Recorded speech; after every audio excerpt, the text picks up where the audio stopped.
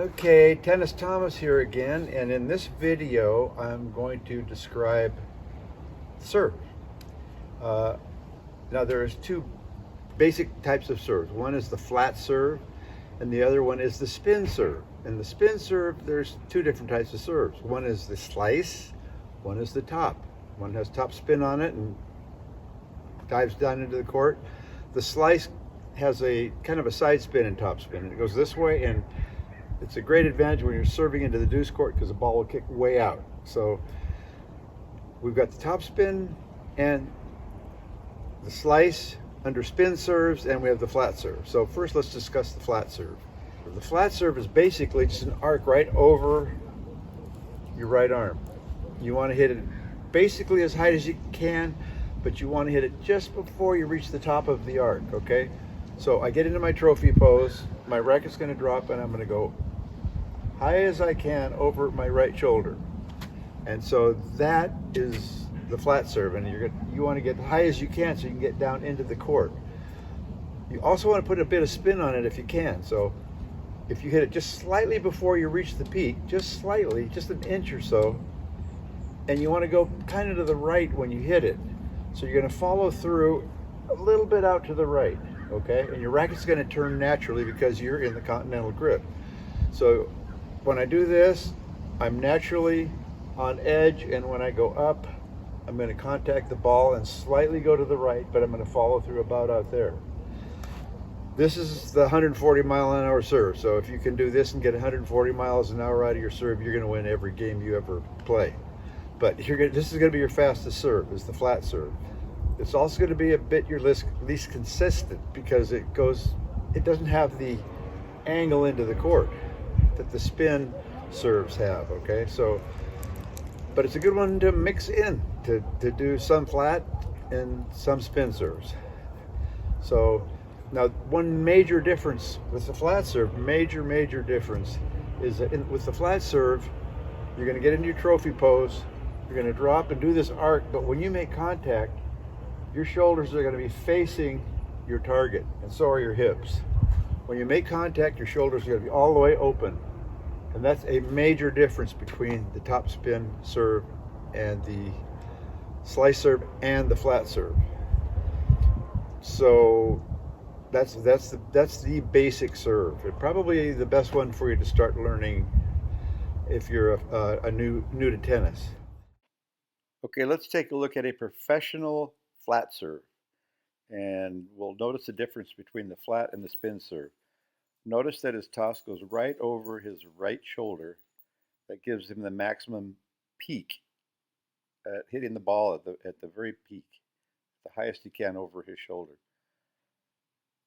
Notice how his shoulders and hips face the net, face the target as he makes contact.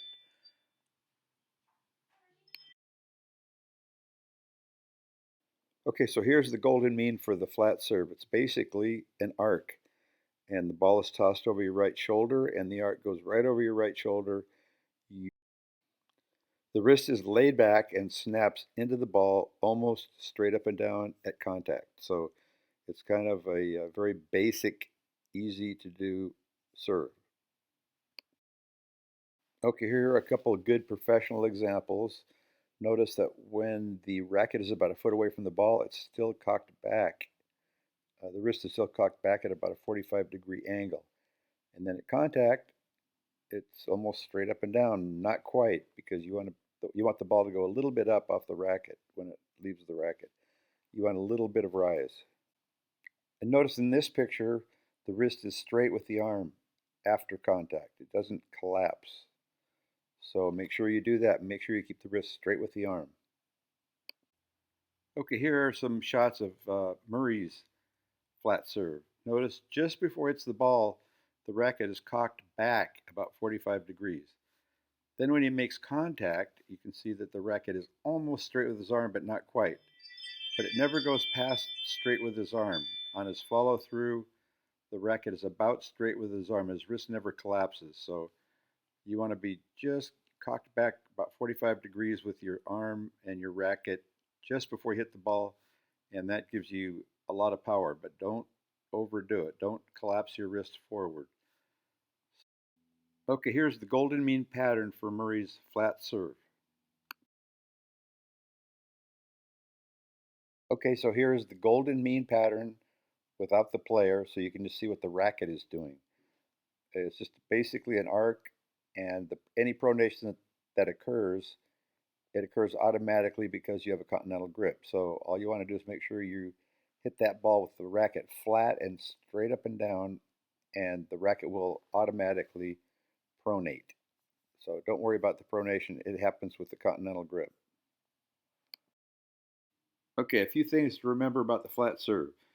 You want to toss over your right shoulder so that your right arm can reach up to the max.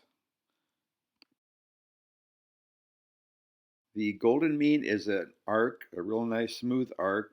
Before you hit the ball, your wrist is going to be cocked back about 45 degrees, and then you smack into the ball. Your shoulders will be facing the target when you make contact. The shoulders act like a rotating teeter-totter. Much of the power is gleaned from the shoulder rotation.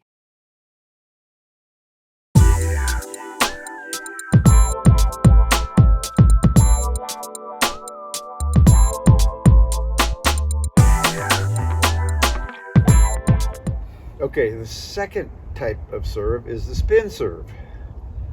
And they're basically the slice serve and the topspin serve are very, very similar, except just kind of where you hit it on the arc that you're making. A spin serve is a lot like a stroke over your head. And what happens when you have a stroke is your racket goes into an arc like this, right? When you're hitting a spin serve, you're going to go into trophy pose, you're going to drop, you're going to go up, and when you get up to here, your racket is still down. Picture your racket as being like this on a stroke. Your racket's going to be like this on a serve. And you're going to go forward as far as you can because you want to compress the arc up above here. And when you go forward, you're going to make contact like this, and you're going to follow through like this. You have an arc up above now. So when I get up here, I want my racket butt aimed to the right of the ball, about that far. Now when your racket is pointed about 22 inches to the right of the ball and still down about 20 degrees, that is when you pronate. That's when you come around and hit like an arc.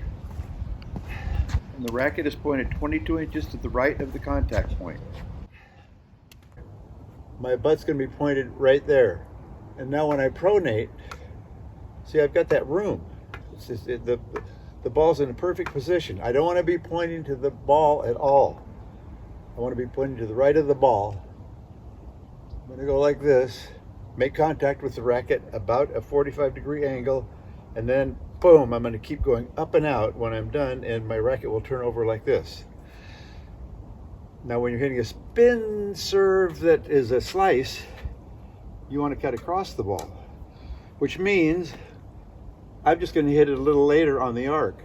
I'm going to come like this, almost to the top, cut across and down. So, but it's the same arc. I'm going to go like this, cut across, and down like that. So I'm just going to hit it slightly later on the arc than I do with the topspin serve, but basically they're the same. Now with a spin serve, the shoulders act very differently. With the flat serve, your shoulders are going to be facing the net when you make contact, just like this. Hips and shoulders facing the net. When you're hitting a spin serve, either top or slice, your shoulders don't open. Your shoulders are going to stay closed. They rotate very little. The reason for that is if the arc from pronation is like this, and the arc from your shoulders is like this, it's going exactly opposite the direction of your pronation. So they're going to counterbalance, they're going to counter each other, and you're going to wind up with nothing. You can't have two arcs going exactly in the opposite direction. So you don't want to open your shoulders on the spin serve. What you want to do is you want to keep your shoulders turned, okay? And they will open a little bit, but not much. Okay, let's take a look at Roger Federer's serve. Notice how he keeps his shoulders closed. They don't open at all. And his racket is pointed to the right of the ball when he starts pronating, not at the ball. Notice that his toss is farther back behind his head. Okay, in this clip, I want you to see that Zverev uses his shoulders like a teeter-totter. They start out at about a 45-degree angle to the ground, and they finish with his shoulders teetered about 45 degrees. Also notice that his hips are facing to the right, not out towards his target. So his hips haven't opened at all, his shoulders very little. Okay, let's take another look at Roger Federer's serve. Again, his shoulders are not going to open, they're going to teeter-totter. The ball is back behind his head. His hand is to the right of the ball when he starts pronating. So it's like a stroke over his head. So that's the best way to look at the pronation. Okay, let's completely break down Roger's serve into individual photos. Here he is in the perfect trophy pose. The beginning of all good service motions. Okay, from the trophy pose, his racket goes straight down to the ground and his forearm goes up. Okay, he goes up on edge and he has no pronation yet. Okay, here his butt is pointed to the right of the ball about 22 inches and his racket's down about 20 degrees. So this is where he's going to start his pronation. Okay, he's contacting the ball with his racket at about 45 or 50 degrees. Okay, I've made a conglomerate picture here of Federer's racket so I can make a pattern for the golden mean. The first part is going straight up on edge with no pronation. Okay, the pronation and the change of direction starts as soon as his racket is about 20 degrees to the ground and the butt is pointed about 22 inches to the right of the contact point. So here's the golden mean of Roger Federer's serve, and it should be your serve too. Okay, we have the rise on edge. Pronation starts when the butt is to the right of the ball and the racket's about 20 degrees to the ground. And when you compress the ball, you want that little bump up at the top. You're going to go up a little bit more when you compress the ball, and that gives you more spin. It's just like a stroke, only you can only go up a couple more inches. You can't have a huge, large spin angle like you do with the stroke. Okay, so here's the golden mean for the spin serve. It's got the rise on edge, the pronation starts, the bump, and a reach follow through. So here's a couple more looks at pros hitting their unbelievable spin serves and